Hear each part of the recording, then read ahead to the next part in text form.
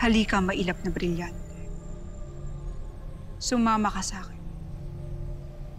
Inuutusan kita.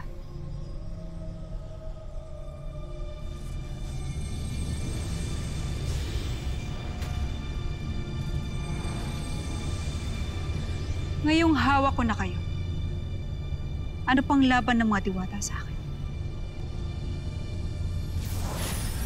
Danaya!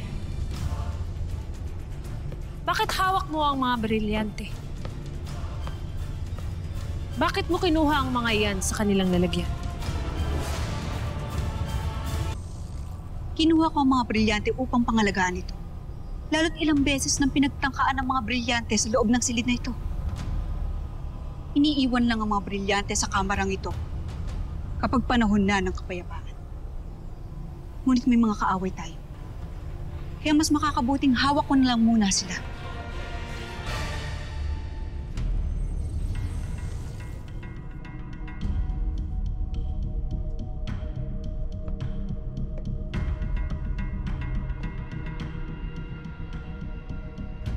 Ang totoo ay matagal ko na rin itong naiisip, Danaya. Hindi ko lamang maimungkahin pagkat natatakot ako na maaaring natutokso lamang ako muli sa kapangyarihan. May ba ako? Natagpuan niyo na ba si Avria? Napalayas ko na siya ng Lerain, ngunit nakatakas siyang muli. Dapat ay noon pa tayo kumilos, Danaya.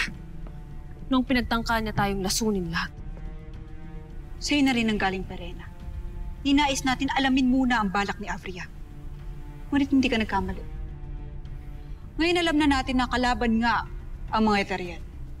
Lalong-lalo na ang mapanlinlang na si Avria.